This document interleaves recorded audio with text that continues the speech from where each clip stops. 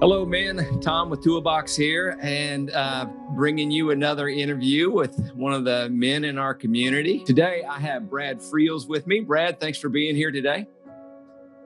My pleasure. Good seeing you, Tom. Yeah, and Brad is the chairman of Midway Corporation, which is the developer of City Center. He's been married for almost 35 years, has 3 children, and has been a longtime friend of Toolbox. So we're glad to be able to hear some of his heart here today. And Brad, just for starters, just tell us a little bit about kind of how you're moving through this season. I know that, like anyone business-wise, I'm sure it's a turbulent time for you guys. How's it affected us? I was figuring out the other day, this is my 7th real estate cycle, and they're all different. Somebody asked me if this was the worst, and I said, I don't necessarily think it's the worst, but what is interesting about it is geographically indiscriminate. And most of the times when we've had problems in Texas or other markets, it's isolated to a market, the rest of the world's moving on, and no one really cares about our problems. Right now, everybody has the same problem, so everybody's focused on it. I've never seen Washington move so fast. I think everybody's focused on the same things, trying to get through this and trying to get through it in a healthy fashion. So it is different in that regard. I'm still haven't determined where this thing's going to end, if it's going to be a complete reset or just a pause. But what we're doing in our organization, Tom, and we're blessed to have a lot of guys and ladies that are all evenly yoked. Majority of the people in this company are believers. We're open in our faith here. And so everybody kind of has the same anchor, if you will. And so when you go into something like this, you're kind of starting out on an even plane. Not everybody's in a panic. Not everybody's so fearful. They realize that we'll get through this. So what we've tried to do is just deal in truths. And we're looking at each project individually. We have 5 hotels. We have no guests. There's no revenue. That's a problem in itself. We have a lot of apartment projects. We're mixed use, so we're hit on every front: hotel, hospitality, retail, office, restaurants. We've got it all.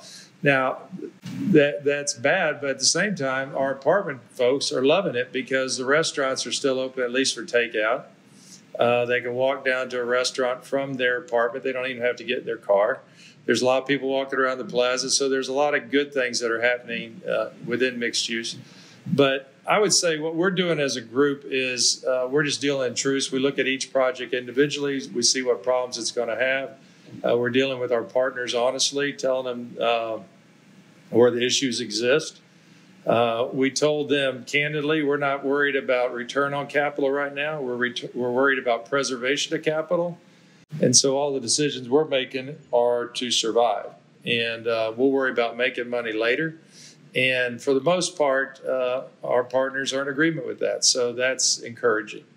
But there's no silver bullet to this. You said something that really got my attention in the middle there. You said we're dealing with truths. I mean, it seems to me like one of the tendencies right now is for people to rush forward into their minds to next week or next month or next year and what it's going to be like and trying to figure that out when, gosh, we have no idea. Like you said, Washington's moving fast, but we have no idea.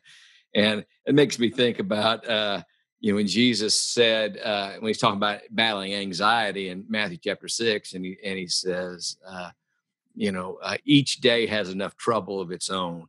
And that kind of idea, like, just deal with the reality of today. It sounds kind of what you're saying you guys are doing a little bit, dealing with what really is, not what might be. Is that right? Well, exactly. I mean, we're looking at each project. We can't predict anything. I mean, tomorrow's going to be different than today. We're just doing the best we can with current information, and just being totally honest with everybody and totally candid with everybody. But, we've dealt with people, and I've had partners in the past that didn't want to face reality. They wanted to guess what things were going to be, and this was in 2007. And we started back then. We said, look, we're just going to deal with facts and what we know, and we're going to evaluate them every day. And so we've just tried to stay calm through it. We're not I mean, I'm not overly concerned. If we lost everything, it's fine. I still got my God. I still got my family. We made it once. We can make it again if it's important enough. But I mean, I'm not really focused on the possibility of losing something because it's all in the wind anyway, right?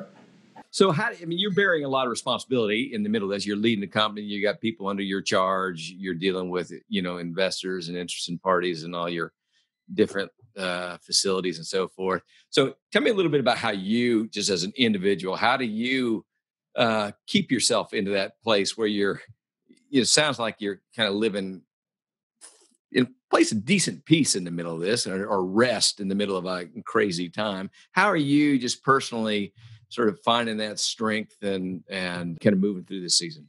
Well, I spent a lot of time in His Word this last couple of weeks, more than I probably normally do. I was up at our ranch yesterday, and we have a little cross up on the hill, and I probably sat there for an hour in front of it and reflected. Tom, this is interesting times, and what I've tried to play with is what is it going to look like on the backside of this? And, you always hear these sayings that it takes 21 days to form a habit. It takes 21 days to lose a habit, break a habit, right? We're going to be in this for far more than 21 days. So as individuals, we're going to form new habits. We're going to break old habits. And, I'm trying to think of what is this world going to look like after the fact. Personally, I think it's going to look a lot better because I think people are spending a lot more time with their families and with their loved ones right now. I tell you, when I go down the street, the number of people I see walking with their kids are out throwing a baseball with their son. I didn't see that 4 weeks ago. I didn't see it last year. But my hope is those types of habits hold. Some of the things that we think are important will go away. I think this is going to be interesting times. I was listening last night to Bruce Johnson from JH Ranch. I think our group is familiar with him, and Mac Ogren. And he was talking about the parallel between, 4,000 years ago, the Exodus, and when they were forced out of Egypt and they walked around the desert. And, that was over this same week. This is over Easter. It's over Passover 4,000 years ago. There's a lot of parallels to be drawn there. And, they were never the same. So it might be a total reset. I wouldn't be opposed to that. We live in a broken world. It'd be nice if it came out the other side with a stronger community and more people of faith.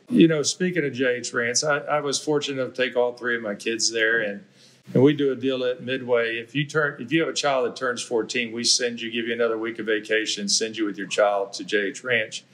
And it's been a blessing for a lot of families, and something we're really proud that we do. But one of the things they teach you at JH Ranch, when you walk in, they give you this little name tag, and it says God on it, but it's spelled G.O.D. Now, I remember the first time I was there, I was looking at it, and I go, I've never seen God spelled with periods. And they said, well, it's actually an acronym. And I said, what do you mean it's an acronym? They said, well, G stands for gratitude, O stands for obedience, and D stands for dependence. And it was the first time I really looked at that. And what, personally, I've always been grateful for what I have. I was raised that way, and I've always been grateful. I've tried to be obedient, and I have accountability partners that try to help me be that. But the dependency is the one I've always struggled with. And I think we're going through a place right now where we're forced to be dependent. No different than when they were walking out in the wilderness, when they didn't have water and they didn't have food and they had to depend on God for everything. Right on. Any other coaching encouragement you would just give to the guys and for them and moving through this season, and any other life lessons you've had or anything you just want to pass on today, Brad? Well, I would just say this too will pass.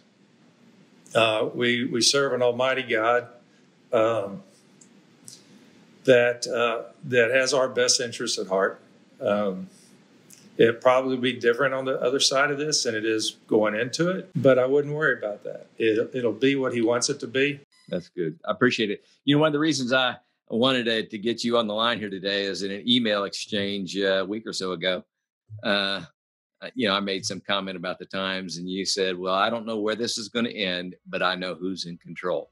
And I thought, I want us to hear from that guy, because your confidence that the Lord's on his throne and he's at work even in the midst of this is something we all need to be reminded of in the midst. So thanks for that. No, he's absolutely in control, and he's sovereign, and I'm glad I'm on his side. Exactly right. Well, good. Well, I appreciate you taking some time with us today. And well, Tom, thanks for doing this. And guys, let's stay together. Touch with each other, be held accountable by each other, and we'll get through this. Love y'all. All right. Thanks a ton, Brad. And thank you for being here. Guys, thanks for tuning in. We'll see you down the road.